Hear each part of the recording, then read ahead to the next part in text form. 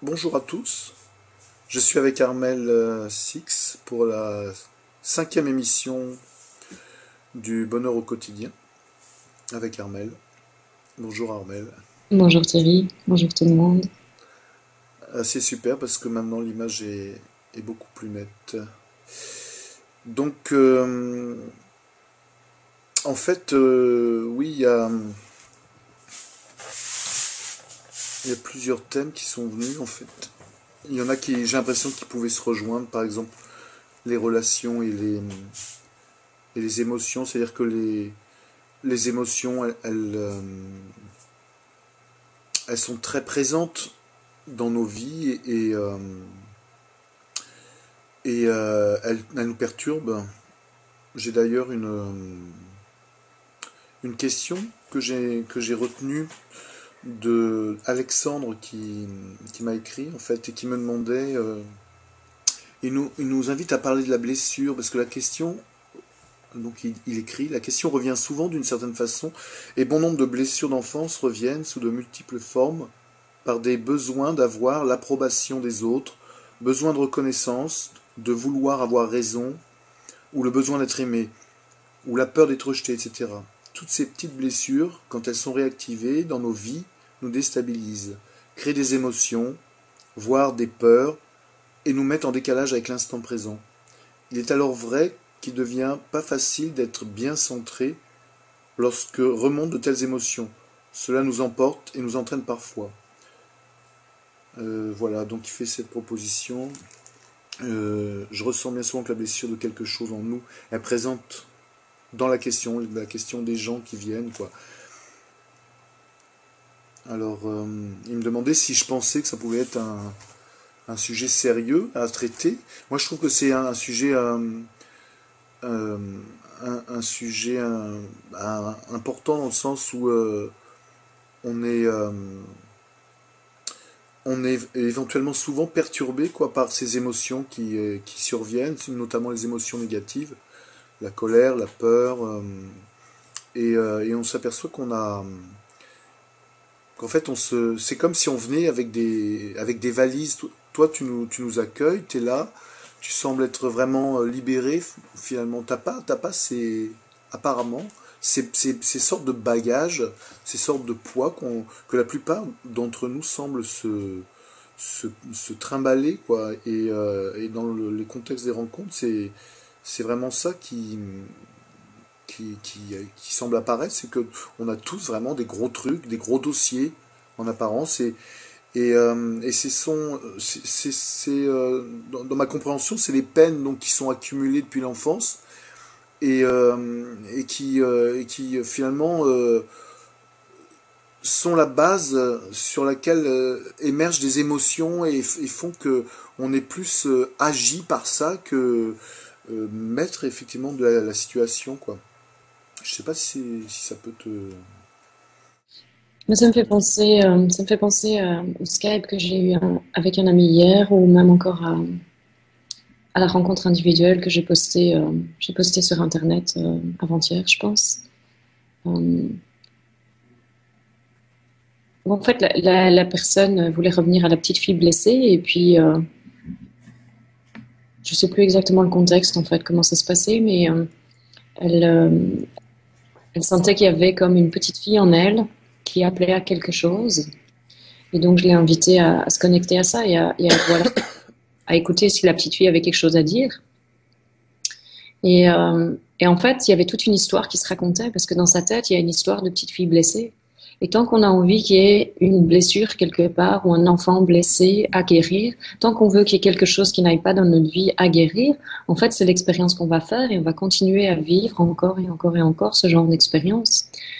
Et quand elle s'est connectée avec la petite fille, en fait, ce qui s'est passé, c'est que très vite, je l'ai invitée à sentir, est-ce que la petite fille a un problème? Est-ce que la petite fille a une blessure? Est-ce que la petite fille a été salie, tachée, blessée, meurtrie par quoi que ce soit? Et c'était pas le cas du tout, en fait. Pas le cas du tout. Tout ce qui était là, c'était une pureté incroyable et une innocence profonde. Et quand elle a enlevé tous les labels qu'elle avait mis sur la petite fille avec l'histoire qu'elle se racontait, et tous les concepts de ce qu'elle voulait qu'il soit là. En fait, ça s'est libéré tellement profondément qu'elle avait presque les larmes aux yeux. Parce qu'elle était juste là. Et donc le symbole de la petite fille était en fait bien au-delà de l'idée de la petite fille.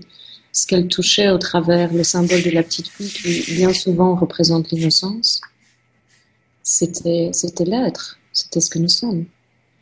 Seulement, très vite, pouf, il y a désir de reparler de l'histoire, très vite, il y a désir de reparler du problème, très vite, ça revient. Parce que, ouais, mais qui je suis alors, si je me raconte plus toute cette histoire? Et il y a un ami qui m'a appelé hier parce que justement, il a été touché suite à l'écoute de cet audio. Et lui, il a des migraines depuis plus de 20 ans. Et c'était la même invitation, en fait, parce que ce que je pouvais sentir, c'est qu'alors qu'il me parlait, je sentais une douceur vraiment, vraiment profonde. Et je l'ai invité à juste se connecter avec cette douceur qu'il pouvait aussi sentir. Et il a pu voir comment, en fait, il ne voulait pas cette douceur, il voulait la migraine. Donc, il a pu voir qu'il faisait le choix de la migraine, comme, comme l'autre personne faisait le choix de l'histoire, faisait le choix de la blessure, faisait le choix d'il y a quelque chose à guérir, il y a quelque chose qui ne va pas dans ma vie, il y a quelque chose qui ne va pas avec moi. Et quand il a pu voir, en fait, qu'il faisait le choix de la migraine, eh bien, il a pu se connecter à la douceur et rester juste là. Et c'était pareil, il y avait vraiment un profond silence et une, une douceur encore plus grande, une profonde connexion qui était juste là. Parce qu'il n'y a pas de blessure, c'est des histoires.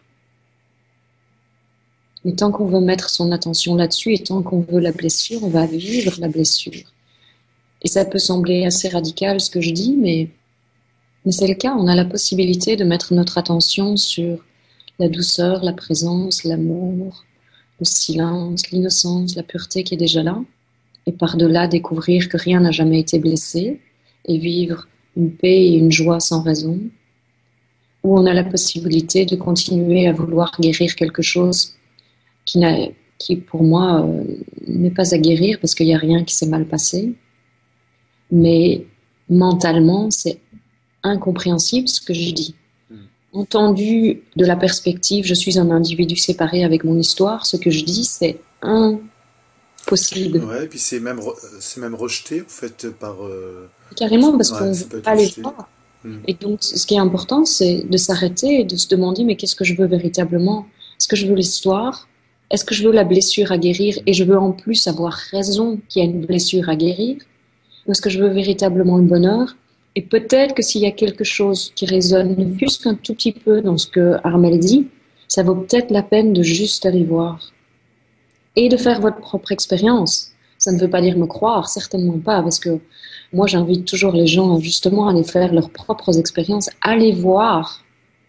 Est-ce que quand vous vous connectez avec l'enfant en vous, est-ce qu'il y a une véritable blessure ou est-ce qu'il y a, boum, tout de suite une histoire qui se raconte? Et est-ce que vous avez envie de continuer à vous raconter l'histoire ou est-ce que vous voulez simplement cette connexion dans cette pureté, dans cette innocence et vivre l'explosion de la vie véritablement, dans sa douceur, dans sa simplicité, dans sa joie, dans le mouvement qui est? Et ce qui se passe, je trouve, c'est qu'il y a quand même cette impression tellement forte en fait. Le film finalement, il est tellement, peut-être c'est ça, j'en sais rien. Il est tellement prenant que on, on y croit et on se fait emporter par lui. Mais justement, ce sentiment de se faire emporter par, en l'occurrence par exemple l'émotion, Vous ne c'est-à-dire devez pas opter, en fait, c'est un choix. C'est à ça que je vous ramène. ouais. Là, dans cet instant-là, tu veux encore me prouver que non, mais Bah, c'est-à-dire concrètement, si tu veux, dans la vie, c'est on a l'impression, on a, ce que je vous dis, oui, Thierry. ah non, je dis pas le contraire. Mais ce qu'il y a, c'est que là, au moment où je le reçois, je le sais, je le sens, je sais que c'est vrai. Mais tout à l'heure, quand, par exemple, mon gamin, il va rentrer, ou Non, il va- c'est bien, en fait, c'est une autre histoire que tu te racontes. Tu veux juste pas te déposer dedans là maintenant. Tu es déjà en train de te raconter une histoire du futur, comme si tu savais déjà ce qui allait se passer. C'est pas vrai. Là maintenant, tu as l'opportunité de te poser pleinement dedans. Et là, tu veux raconter une histoire. C'est énorme de voir ça, parce que tu peux. C'est ça la liberté. C'est vraiment. C'est vraiment de le vivre maintenant. C'est pas, on n'est pas ici à en parler pour les auditeurs. C'est c'est vraiment ton appel là. Et vois que dans cet instant, ce qui se passe, c'est que ça ne veut pas se déposer. Tu veux me raconter l'histoire et tu veux me raconter l'histoire de comment ça va encore se repasser cet après-midi. Mais si tu te déposais simplement là-dedans maintenant? Et si tu n'écrivais pas l'histoire de cet après-midi, là, dans cet instant-ci, et que tu la laisses juste vierge?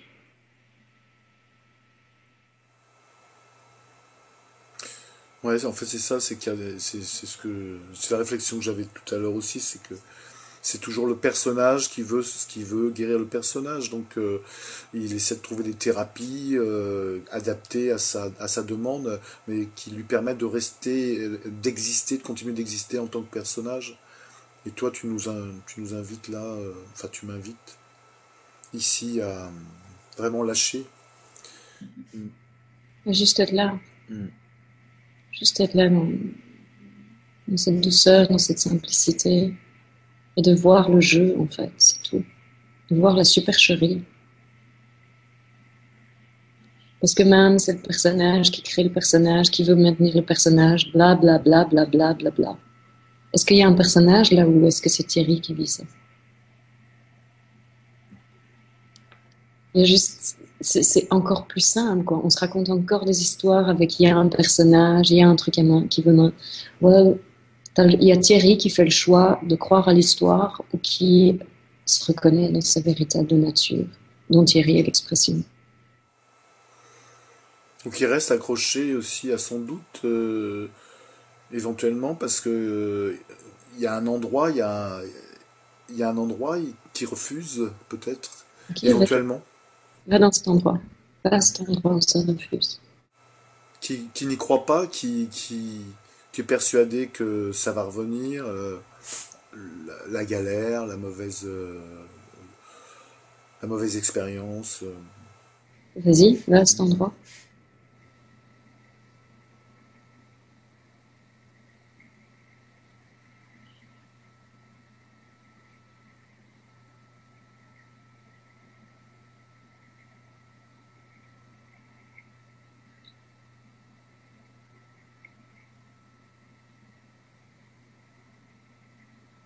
Ouais, c'est vraiment merveilleux parce que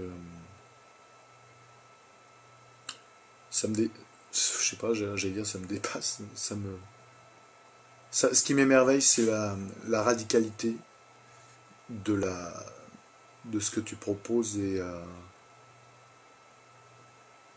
la puissance de l'exercice, quoi, parce que il n'y a plus rien en fait. Non, il n'y a pas de problème, il n'y a pas de blessure, il n'y a pas d'enfant blessé, il n'y a pas d'enfance à réparer, il n'y a pas de parents maltraitants. Il y a juste, il y a juste ce que nous sommes.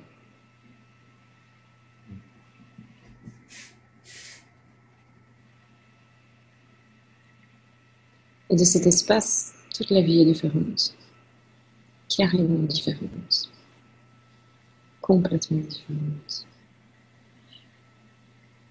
Et on a tous la possibilité de prendre cette décision, de vouloir ça plutôt que l'histoire, de vouloir ça plutôt que guérir. Je parle régulièrement avec un ami, enfin voilà, qui me parle souvent de guérison, et je lui dis toujours, je dis, mais pour moi, il n'y a rien à guérir, il y a rien qui ne va pas avec toi. Il n'y a rien qui ne va pas avec toi. Stop. Il n'y a plus nulle part où aller.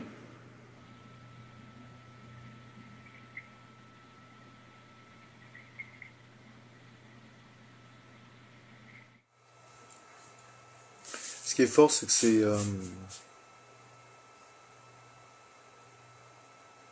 c'est ça semble être contradictoire par rapport à l'enseignement d'autres personnes qui vont aller qui vont parler, bah, par exemple Eckhart Tolle qui parle du corps de souffrance. C'est une réalité en fait, c'est une réalité mais d'un certain point de vue, mais tant qu'on est sur ce point de vue-là, bon bah cette réalité-là, elle nous parle parce qu'elle. Moi je dis que c'est une réalité parce que je le ressens dans ma vie. Par exemple, le corps de souffrance d'Eckhart Tolle, je vois très bien ce que ça veut dire. Le petit matin, quand je me réveille, s'il n'y a pas de conscience, à ce moment-là, il y a quelque chose qui va être négatif, des pensées négatives, et puis tout un fonctionnement négatif qui est basé sur... Moi, c'est l'explication qui est donnée, hein, en fait. Mais, Oui, mais à cet instant-là, est-ce que tu hmm, peux pas juste refaire la même chose? T'arrêtes bah oui. de revenir. Je ne dis pas que ça ne va pas se passer du tout. Hmm, Pas du tout. Il y en a de pensées et c'est OK. Les pensées, quand elles viennent, elles font leur job. À chaque instant, tu as le choix. Tu as le choix de partir avec. Tu as le choix de juste rester ici. Et tu as le choix de continuer à vouloir guérir ces choses-là et croire. Et du coup, tu vas vivre l'expérience de ça et ça ne va jamais s'arrêter. Ou tu as le choix de juste rester ici. Et de voir que quelles que soient les émotions que tu as, c'est pas du tout un problème non plus. Les émotions, elles sont les bienvenues. Elles font partie du mouvement de la vie aussi. Il y a émotion et il y a toujours possibilité de croire l'histoire qui se raconte ou juste de rester ici et de vivre l'émotion. C'est OK de pleurer, c'est OK de ne pas se sentir bien, c'est OK de vivre quoi que ce soit qu'on vit et de le vivre.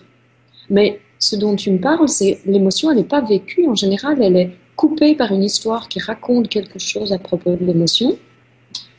Et il y a et dans cette quelque part quasi-résistance à vivre cette émotion, c'est à ce moment-là que l'histoire se raconte en fait. Si on vit simplement l'émotion, il y a juste ce qui est là dans l'instant. Quand c'est fini, mais il n'y a rien qui se raconte. Et il y a une légèreté énorme qui se vit comme ça. Ça fait, tout est juste dans cette fluidité, dans cette danse de la vie. Ça ne veut pas dire qu'il n'y a plus jamais aucune émotion. Il y a juste rien qui se raconte à propos. Et du coup, c'est léger.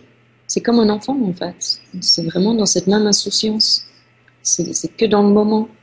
Dès qu'il y a l'histoire qui se raconte, alors là, on croit qu'en effet, il y a des choses à guérir, il y a des blessures du passé, il y a des choses à faire. Mais quoi que ce soit qui se présente à nous, c'est la vie. Quelque expérience que ce soit, c'est la vie. Moi, je ne vous parle pas d'avoir une expérience parfaite dans la forme. Je parle vraiment de, de, de, de la vivre de cette perspective absolue de ce que nous sommes et de voir comment ça prend une toute autre dimension en fait, comment ça nous permet de nous reconnaître dans notre véritable nature et du coup de tout vivre de cet espace d'amour et d'accueil inconditionnel. Où tout ce qui est vécu, c'est cette pureté et cette innocence. Et pour moi, c'est ça la paix et le bonheur inconditionnel. La joie sans raison, c'est ça, c'est cette reconnaissance. Et c'est une décision.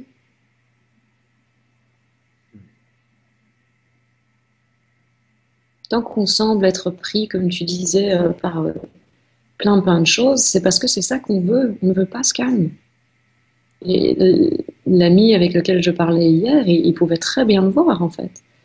Comme il a vu, ça fait des années qu'il cherche des traitements pour ses migraines. En un instant, hier, il a vu qu'il la voulait, sa migraine. Oh, je peux te dire que ça a tout changé, quoi.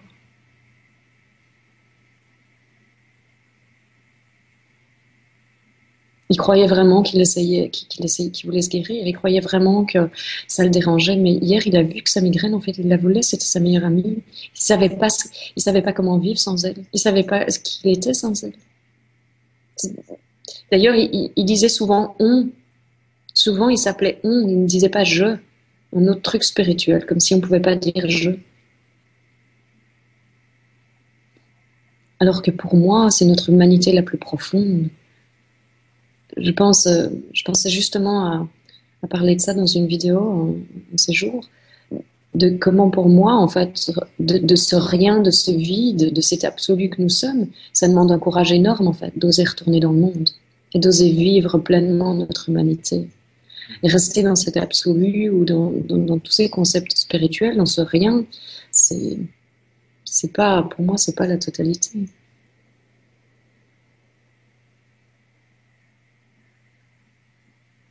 Il y a une douceur énorme, en fait, à se vivre, à se vivre dans cette humanité, dans cette expression qui est la nôtre, à ne rien rejeter, à voir que tout est absolument inclus, qu'il y a absolument aucune position à défendre parce qu'on est toutes les positions en même temps.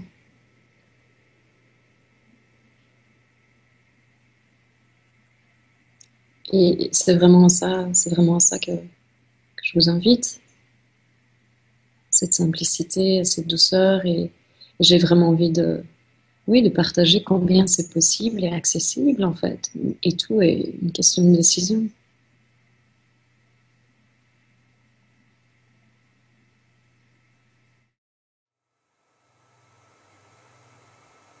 Tu parles de, tu parles de courage parce que tu ressens que tu en as ou que tu en as besoin.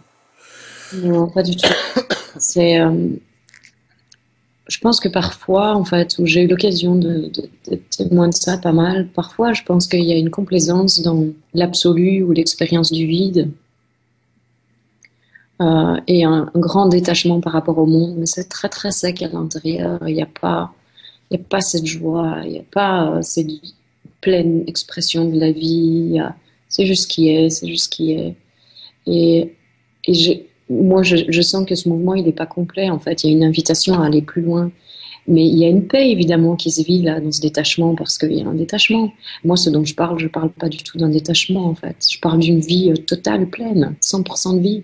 Et dans ce 100% de vie, et dans ce 100% humain, c'est la transcendance totale, et c'est le détachement total. Mais il n'y a pas de recherche du détachement. Il y a, pour moi, la citation de Nisargadatta, c'est vraiment la citation la plus parlante, parce que c'est ça mon nom. C'est reconnaître que je ne suis rien, c'est la sagesse. Mais ça ne s'arrête pas là, il va aussi et il dit et reconnaître que je suis tout, c'est l'amour. Là où tu mets ton attention, chaque forme, tu es ça. Et quand tu vis cette expérience, mais tu peux voir cette complétude, cette plénitude dans toutes les formes en fait, et qu'il n'y a pas à défendre aucune position particulière. Et entre les deux, ma vie suit son cours. Et, pour moi, c'est véritablement ce mouvement-là, c'est la danse de l'être, l'absolu qui se danse à travers l'expression spécifique que je suis. C'est le sans forme qui se danse dans la forme ou dans toutes les formes.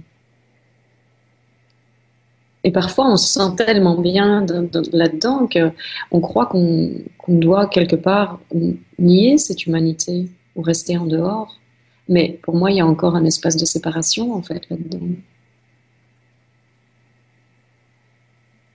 Et bien souvent, de toute façon, on est invité à un moment ou l'autre par la vie à, à plonger, j'ai envie de dire. Et c'est dans cette acceptation totale de notre pleine humanité, dans toute sa beauté, que tu vis vraiment la plénitude de l'être. Tu vois, ça me rappelle je crois que c'est Osho qui dit ça, que les femmes sont plus proches de Dieu, ou plus proches quelque part de ça, parce qu'en fait, d'un seul coup, enfin, la façon dont parce que je vois bien, je ressens que tu le vis en même temps, et je sais, mais j'ai l'impression que je me sens tout petit d'un seul coup avec tous mes blocages et mes trucs. Pour caricaturer, je dirais de cow-boy, c'est-à-dire que on est conditionné pour plus les garçons tellement à pas exprimer ses émotions, à retenir, à pas pleurer, machin, à avoir un comportement de mec que d'un seul coup je regrette un petit peu d'être un mec quoi, d'être coincé là-dedans parce que j'ai l'impression que c'est encore une histoire que je me raconte, c'est clair, mais j'ai l'impression que c'est plus facile. Les femmes, elles peuvent se donner la main, elles peuvent pleurer, elles ont le droit. Tu vois, il y a un truc comme ça, un conditionnement la société. Et je m'aperçois dans quelle mesure, effectivement, à la limite, je peux le transformer en force, c'est-à-dire à, à sortir. J'ai envie de casser, de briser ce carcan, en fait. J'ai envie d'en sortir de ce truc-là. Je sais pas si ça te parle de là où t'en es. Et si tu lâches juste ça, et que tu es juste dans ton cœur pendant un instant, là maintenant, avec ce qui se vit, Mm. est-ce que tu as besoin de casser quoi que ce soit? Est-ce qu'il y en a maintenant de carcan? Ouais, c'est ça qui est génial. Mhm. Tu peux sentir ça? Mhm. Donc toute cette force, ce désir de briser qu'on peut avoir les uns les autres, l'impression d'étouffer, etc. C'est, ben non, la porte est déjà ouverte, sors par le côté. À fond, Ouais. il n'y a jamais eu de prison, en fait. Il n'y a jamais eu de prison. Il Et la force, quand elle est là-dedans, hein, Thierry, en fait, c'est tout l'inverse que tu vis, parce que pour moi, la véritable force, c'est la douceur, en fait. La véritable force, c'est le non-faire. La véritable force, c'est le mélange, comme dans la Bible, du lion et de l'agneau. La véritable force, elle est dans cette assise dans l'être. Elle est dans cette danse. C'est ça pour moi la force. C'est pas un faut pousser quelque chose. Ah, c'est tout l'inverse en fait. Tu peux le voir dans plein de trucs différents. Fais des expériences. Quand par exemple tu veux ouvrir une boîte de conserve super fort et tu es en train de pousser super fort, puis tu t'arrêtes un instant et tu essayes tout doucement. On va voir comment ça se passe. Ou parfois tu veux ouvrir quelque chose et puis c'est bloqué. Puis tu t'arrêtes un instant et tu y vas tout doucement. Et boum, ça s'ouvre. Et c'est comme ça non-stop en fait. Le pousser, le faire, le être fort. C'est un mouvement de résistance en fait. C'est un mouvement de résistance à ce qui est déjà là. À la simplicité, la douceur de ce qui est déjà là. On crée une résistance dans le mouvement du pousser. Alors que il y a juste à être et voir, ah ouais, c'est en fait déjà là. Donc pour moi, c'est véritablement la chose la plus concrète. Et bien sûr, il y en a plein qui vont dire, oui, mais tu ne vis pas ma vie. Moi, je l'ai vécu. Je sais ce que c'est. Je sais qu'on a le choix. Je sais. Personne n'a une excuse meilleure que quelqu'un d'autre. Si vous voulez le bonheur, si tu veux le bonheur, tu as la possibilité, tu as le choix et tu as le pouvoir maintenant. Et il n'y a rien de mal si tu vis autre chose. C'est juste ce qui est là pour l'instant et c'est OK aussi. C'est ça la beauté, c'est qu'on ait cette innocence la plus profonde. On n'a pas à être d'une certaine façon. On est tellement libre qu'on peut même choisir de se faire croire qu'on est emprisonné.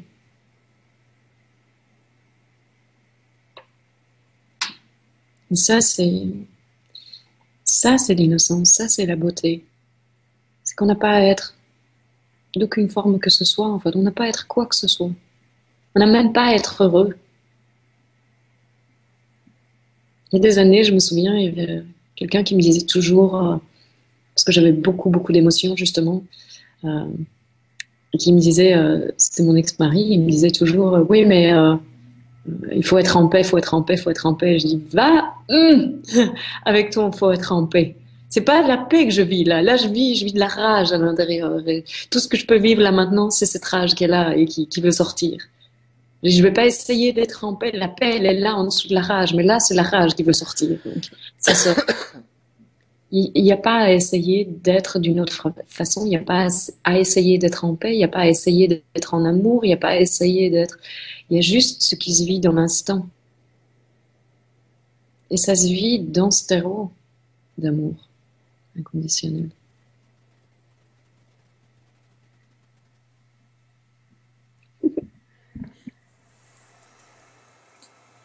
Ouais, c'est merveilleux. Si on veut rester dans le format... ouais, 36, non, 36 minutes. Merci tout plein, Thierry. Merci beaucoup Armel, c'est vraiment super. Mm.